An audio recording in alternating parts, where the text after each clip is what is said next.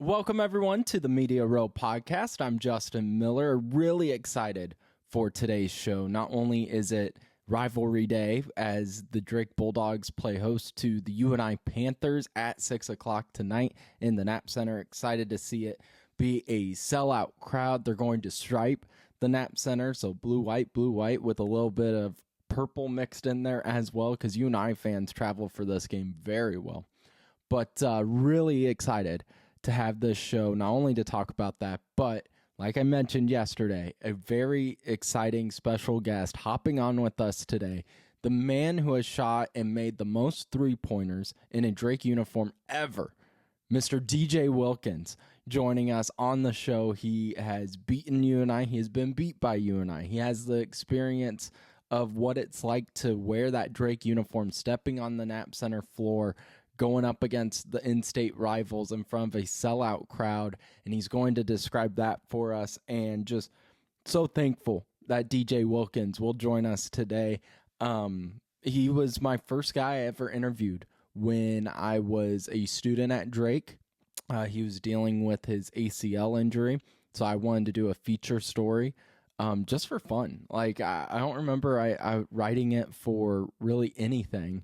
I just wanted to talk with DJ. I wanted to talk with the Drake basketball player and cover the team. And so I put it out, and then at the time I was still at iHeart, so they put it out on their website. Then Drake got a hold of it, and they wanted to put it out as on the school newspaper, so they did that. And then it got shared all over the place. So he helped, start my weird career in a way, and I really appreciate him being so gracious. Multiple times throughout the interview, he said he was, I could message him and call him at any time, which means the world. And so really excited to have DJ Wilkins on today. So DJ Wilkins, one the greatest to ever put on the Drake uniform, here now. This was an interview that I did with him last night, talking about his career, talking about the ups and downs, and talking about, of course, the Drake versus UNI rivalry. So, DJ, I think a lot of Drake Bulldog fans would like to know, where have you been since that game in Albany, the last time most fans saw you in a Drake uniform? Finished out the school year, graduated with the master's at Drake. Then, took some time, stayed in Des Moines for a little bit, ended up going home back to Maryville. Being able to get that time back with the family and, kind of being around for Christmas, Thanksgiving that first year was kind of new, but, it was a really good time to finally get that time back with family. And then now out in South Bend, Indiana, really close to Notre Dame, out in pharmaceutical sales. So got a career that I wanted to do, and, it's something that I feel like I can excel at. Been doing pretty well, but, healthy, happy. Yeah, I can't complain. How often do you pick up a basketball? I would say, honestly, I would probably say once a month. Like, depending on, I haven't really found like a rec league out here in South Bend. When I go home back to Maryville, which is only an hour away, now I still get some pickup going with friends, but not too much, like, once a week, twice a week right now. Do you feel like those once a month, shoot arounds, does it feel weird? Do you feel like, damn, I used to be able to shoot these threes like it was nothing. Now I feel like I'm heaving it, or anything like that? Or does it still feel normal? No, I still feel normal I still caught a gym out here that I liked out here in South Bend. So I stay active, stay, conditioning, strength training, try to, keep my body, making sure I'm not losing out on anything about that. But, like, legs are still under me. And then when I do play, everything still feels normal. I don't think I'm too far out. I think I got a couple years left before that goes away. I see a lot on your Instagram posts. You talk a lot about Darius Garland with the Cleveland Cavs. What's the relationship there? Did you guys grow up together, or what's Yeah, we kind grew up of the together. connection? We grew up together. Really, really close family friend. Spent a lot of our childhood playing. He played with us, even though he's 2 years younger. He played with us since he was in kindergarten and we were in second grade. So he's kind of been playing, like, that's kind of like, family for me, a distant cousin, not a family cousin, but, we stay close. We always hang out. I'm only like 3 hours from Cleveland right now, so I'm always out there going to games. But yeah, it's just a family connection. And then somebody to root for. It's unique to have a guy in that position in the pros and to be able to see him do what he's doing and excelling in it and still loving it and trying to push him and what he got going on as much as I possibly can with like sharing things like all-star voting and things like that. But it's just good to see that and having a family member doing that stuff. Do you remember the moment where you saw him play and you're like, okay, he may have a legit shot at going to the league? I mean, I think it's something that everybody always knew. I mean, like I said, we were second grade. He was in kindergarten. He started playing with us. We were in third, first, second, fourth. Like he's starting and he's playing, and he's one of the better players on the team. And then I always tell people this story. We used to have a court in the basement of the house, like one of the ones that you hang up on the door. And, even, you got low ceilings. You know how so hard it is to shoot on that court. And he was just like, it's like it wasn't a ceiling above the rim, and he was just so good at it. But like for me, I always tell people like if it was anybody that I've been around that like to see that you could tell like he was almost born to put that ball in a basket and do what he's doing right now. That's so neat. And you are right. Like it's such a unique, not everyone has a friend in the NBA. No, So that's really cool.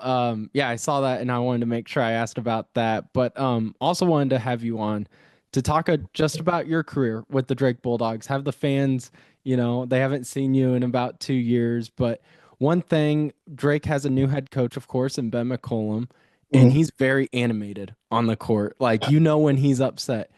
Darren, it felt to me, and Alyssa Hurdle from the Des Moines Register, and I have talked about this before, felt like he was never very animated. He would almost give like that dad stare when he Mm-hmm. was disappointed. How often did you get that dad stare from Darren DeVries? You early freshman year for sure. You got it a lot. Like what I mean. We're all coming into Drake together, so it was kind of pressure. We're having our first year playing Division 1, so everybody wants to do good. But I mean, you guys seen it a bit throughout the games, but yeah, during practice he'll get after you a bit. But that's one thing I've always respected about Coach DeVries when it comes to like when we're in games and the crowd stare. Like he's not someone that'll be too animated and make it.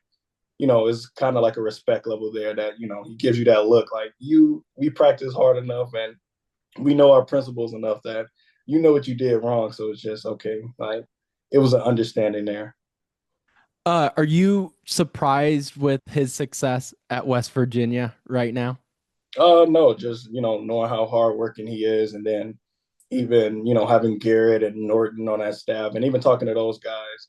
Just I remember one time me and Garrett talking about how hard DeVries works and how much film he watches and how much he puts into pregame. Like I know when he puts together a scout, he's put his all into it along with the coaches that he have along with him. So the hard work that he puts in, the type of competitor he is, yeah, no question about it. Do you have any desire to be a head coach or an assistant coach at any point?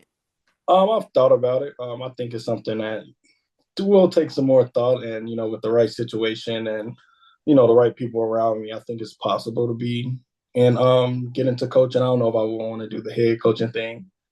I Yeah, it think, but seems pretty intense. yeah, I think I would enjoy being an assistant under a really good staff, guys that I like to be around. But it's been thought for sure, but haven't really took it to the next level, honestly. But maybe soon, maybe one day in the future that I might get out there. But I still now try to give back to the game with players at home, my high school team being around as much as I can, being an outlet for those guys, and just trying to give back for what the game's given me.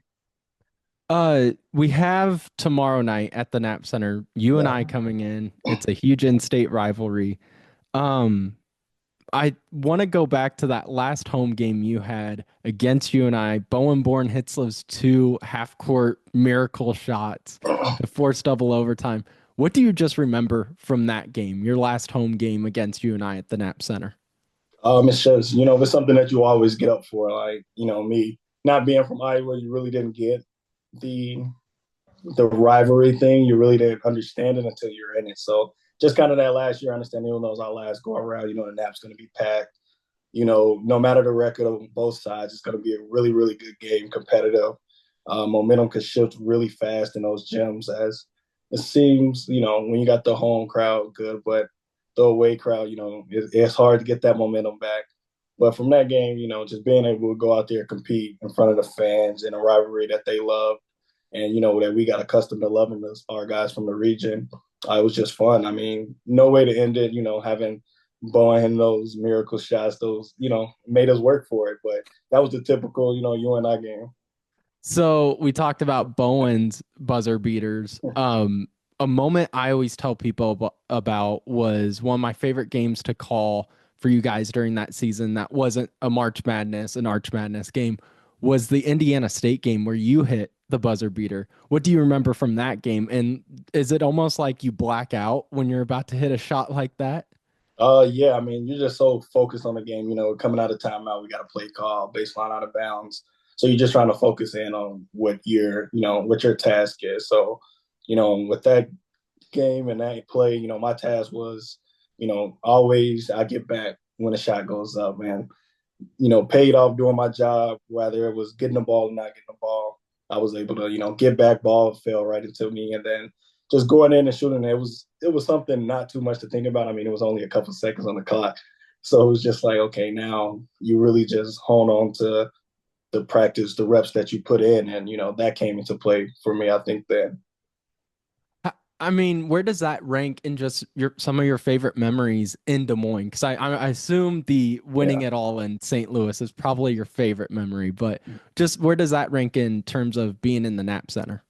I think that's top five. I mean, everybody always dream of that moment, hitting the shot when, the clock's grinding down. And to be able to do a senior year post injury, in a really tough spot there in conference, making sure, that game, even, leading up, going into the tournament, the streak that we were on, I forgot how many games we won in a row before St. Louis, but we needed all of those games to be able to compete for a regular season championship and just kind of keeping that momentum going into Arch Madness, which I believe that it helped us out leading into St. Louis. You talked about how, of course, you're not from Iowa, so the rivalry wasn't something you were familiar with. So, how Yeah. did it change from your freshman year to that final year? Did you start to get a feeling of every time you played them, you always want to kick ass, but maybe put on it more of a brutal beating against these guys, or was it just another game? No, it was a rivalry game. I mean, when you first walked in, I remember Coach DeVries was just letting us know, like this is like it's a rivalry game. And he didn't think, we really didn't have a really good understanding of that. But now, like getting towards senior year, I remember sophomore year, they got the best of us when they had a really good team. Always playing in their arena, that was a crazy environment to always play in. One of some of our most fun games with the teams that they had and teams that we had. But you just know, like senior year, junior year, that they're going to come in, they want to win, they have a really good coach, and just the style that they did play was something that we had to lock in on throughout the whole week and be sharp with. But you just know that rivalry is going to be intense. Guys coming out to play, Nap's going to be lit. Whatever their arena's called, going to be lit. It's going to be packed students. So yeah, just always fun. Yeah, where do you rank? So the McLeod Center is the UNI arena. Where do you rank that experience of playing on the road in terms of toughness? I mean, Bradley, I've heard is insane. I've never been to Peoria to watch a Yeah. Bradley game, but I've heard they're insane. Indiana State's always tough. Where do you rank those?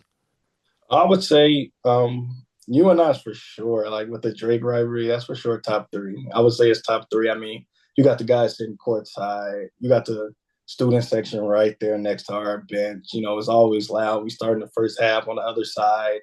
So, as it gets loud when they hit a shot, hearing play calls, you just have to be so locked in.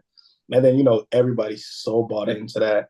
So being able to silence a crowd, or what was it, our COVID year, being able to have that comeback win there when we were down with a minute 30 left. I mean, for me personally, those road games were just so much fun because you're able to, it's just your group that came in on the buses or on the plane versus the whole arena. Everybody that puts in that work out in Des Moines, we're taking our show on the road. And essentially the fans that travel and the team that we brought, who is all we got. And that's very little compared to people that's in the McLeod Center.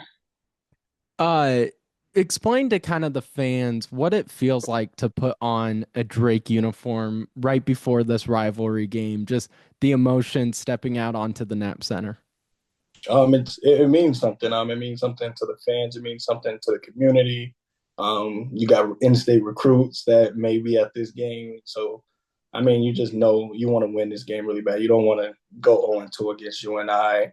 You don't even want to give them a chance to say that, we got you guys once this year, and just kind of keeping, the foot on the gas and being the aggressor in that matchup. I mean, when you put on that Drake jersey, lacing up against UNI, it means something. It means a lot, more than what you think at first. Like I said, our freshman year, we really didn't know. And then, it took us that first half after our freshman year to be like, okay, I see what this is. Yeah. What specifically happened in that first half where you're just like, oh, this is a little different now? I mean, like you're kind of just treating it like a regular game, and you really didn't understand like the landscape of college rivalries. And now you see, okay, that side, you and I had a lot of Iowa guys, so they grew up in this rivalry. We had a lot of guys from Indiana and elsewhere, so it's like, okay, we kind of, okay, it's just another game for us, like it's a rivalry for everybody else. But then now it kind of gets you emotionally tied into it, and you get to see like, okay, they're playing a little extra harder than you may see on film or what you've seen throughout the season, and knowing that you got to bring it. You had a up and down kind of career with Drake. I mean, some really talented seasons, some really good seasons, but also dealing with injuries. Uh, when you hurt your knee that year, how did you just be able to kind of get yourself back up, get positive? Because from documentaries I've watched, from other athletes I've talked to, those can sometimes be just like dark times, and for a lack of a better word, when you get hurt, you're out for the rest of the season. You guys were on a tear at that point, missing out on NCAA tournament. Just how did you get yourself out of that funk, and how did it almost, make that senior season sweeter? I mean, I'm always pretty much a positive guy to see the cup half full. So I wasn't too down. I still were around the guys. But just understanding my situation was my situation, right? Unfortunately, I tore my ACL, and my thing was just I got to get back. Just the guys that I've lived with, Roman, Garrett, having a close to family, the twins, those guys just around me.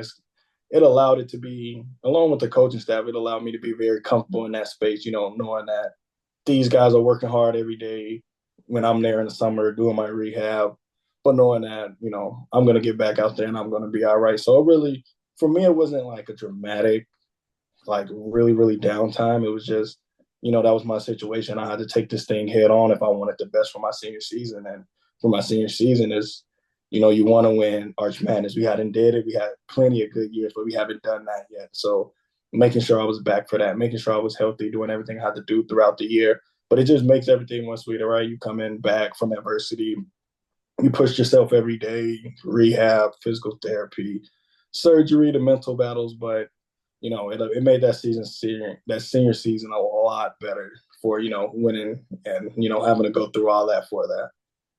Was there a moment throughout your time at Drake where you felt like you had a bet on yourself and you had a lot of adversity against you, but you were able to prevail? Yeah, I mean, I know at that moment, and then just all the guys when it comes to like the different years, coming after that COVID year, like that was a year where I felt like we kind of really, really turned the quarter as a team. We faced that adversity. All right, COVID. All right, now we got to find gyms to work out in. Now we got to figure out how we're gonna get better throughout the summer when the school's gyms close and you have limited time. You can't have practice. But I think that year, as a whole, not just me, but as a whole unit, how we put that thing together to really essentially self practice, self workout, self lift weights, self get shots up every day with the resources that we had throughout the city of Des Moines, and very grateful for those guys that looked out for us during that time to let us in the gym. But yeah, getting through that, I mean, after that, you work so hard for something, and then getting through that adversity of not being able to have the gym, it made just everything much sweeter, right? It made our love for putting on that jersey a lot more because we put so much into it ourselves. So we were, invested well into the program. Um, have you been able to watch much of Ben McCollum's team this season for Drake? Yeah. Yeah. What's Okay. your initial thoughts? I like them. I mean, they play hard. They play together. It kind of reminds me of the guys that we came into Drake with, right? We grew up playing with each other. Those guys played. Those four starters, I think, played together for a couple of years at Whitben. But yeah, you see it that no matter the roster, no matter who you're going up against, that chemistry, and I think that's the same thing that they're feeling that gets them to beat the teams that may be better on paper or the bigger teams, the higher ranked teams is, that chemistry that they have is unmatched. And a lot of these teams now with the, landscape of NCAA, it's, these guys are getting together in March. I mean, getting together in June, and now they're figuring their thing out. But that chemistry that those guys have, they play hard. They do the little things. It's like those things don't have to be taught. So you see why they're winning games. You see why they're winning close games and how they're able to finish games. They didn't have to figure that out throughout the year. They were doing that thing pretty early. So it's fun to watch, a different style of basketball, but you like to see, guys playing the right way, guys playing together and, doing the little things to win. And that's, how we always won at Drake. When you look at your time at Drake, I mean, those teams, as someone who grew up watching Drake basketball since I was like 5 years old, your teams with DeVries and all those guys, it will, to me, always be like kind of a culture change. That was, you guys helped bring Drake back into the national spotlight. It makes, jobs for Ben McCollum more interesting to come in and fill in at Drake. Just to be a part of a culture change like that, what does that just mean? And how does that feel to kind of look back on and know that you truly built something? It means a lot. I mean, being able to, like you said, build something with the principles that we have, how we carried ourselves, with the coaches that we had, how they all invested into us. And, we all kind of created that thing, right? Coach DeVries was coming in first year, Marty, Gatens, you have Woodley and all those guys. And every coach that came in and came through, right, they bought into what we were doing. Right. So obviously, we were doing the right things. Coach DeVries was the head of the snake, right? He led us the right way. He gave us, the the leadership to be able to, do things our way, but put on things his way. Well, obviously have his taste on it, but just kind of being able to, do that thing at Drake, right? A school that's not too known, but to do that with our guys, it just means a lot, right? It means now you're coming back, you're watching the games, and it just means a little more because that's something that you built. The fans don't, it's not like the fans don't acknowledge it, so you get that acknowledgement of what you put into the program, and just to see it grow. I mean, that's all we could have did, right? Come to Drake, leave it better than what we did, and then continue to watch this thing grow and cheer from the outside. Do you have any plans to head to Des Moines anytime soon? Catch a Uh, game? yeah, I want to get to a game this year for sure. I know they're having an alumni weekend not too far from now. I'm gonna see if I can make it. Depending on schedule, I got a tough, tough decision to make between because I got a long work meeting in Florida, like a week long the weekend before. So I might not be able to make it. I might make it to St. Louis for There sure, you like I go. did last season. And then, but yeah, plan on being back soon. I do want to catch this team that's playing right now as well as see my guy Nate still out there. Oh, Nate, I wanted him to get the starting role for that first game just for the fans to show, their respect to him, but he's been kicking ass. That dude, when he first joined, I was like, okay, got some size. His athleticism is like scary good. You know, he was one of the most athletic on the team for sure. But well, DJ, thank you again so much for doing this for me. I Oh will yeah, definitely have you on again, probably towards that Arch Madness time to okay. talk about those memories too. But I Oh yeah, really appreciate it. yeah, man. Anytime, man. It's always like I said, phone call, text away, like you did today, man. We can always get some things done, Justin. I appreciate it. You have a good one, DJ. Talk You to you too. soon. A huge thank you to DJ Wilkins for joining me last night and being able to hop on Media Row with us, and great conversations with one of the best to ever put on the uniform at Drake University. 309 3-pointers he made, the most ever attempted to by a Bulldog as well. One of the best shooters I ever saw. He beat Josh Young's record, who Josh Young was my guy growing up. So, I mean, it was just, he had a great career. I do apologize for the dumb question of sitting there and when I asked him about, you haven't touched a basketball, you only touch a basketball once a month. Does it feel weird and does it feel awkward shooting the ball? As soon as he opened his mouth to start saying no, it washed over me of did I really just ask a Division I athlete, a guy who's dedicated his life to playing a sport, if now it feels weird to play the sport? So do apologize for that dumb question. I'll get better. But so a huge thank you to DJ Wilkins, and we will definitely have him on in the future. But the Drake Bulldogs take on UNI tonight at 6 o'clock. If you're going, be sure to stop by and say hi. This is going to be a great game. You have two of the best defensive teams in the Missouri Valley. Drake, number 1. UNI, number 3 in the conference. Drake is 2nd overall in the Missouri Valley. UNI is 3rd overall in the Missouri Valley. You look at field goal percentage, 3-point percentage, turnovers, assists, all that stuff. They're right neck and neck with each other. Big news with UNI tonight. One of their big upper hands was they had 4 guys going into this game averaging 10-plus points, while Drake only had 3. Bump that down now to even of 3 and 3 because sophomore forward Leon Bond, who averaged 10 points a game, almost 6 rebounds a game, is more than likely done for the season, dealing with an injury that he got hurt with against Indiana State. There's going to be more about it later this afternoon, but yeah, that's what we've been told. So it's going to be a battle. These always are. And so very excited. Make sure to follow along on Twitter or X, whatever you want to call it.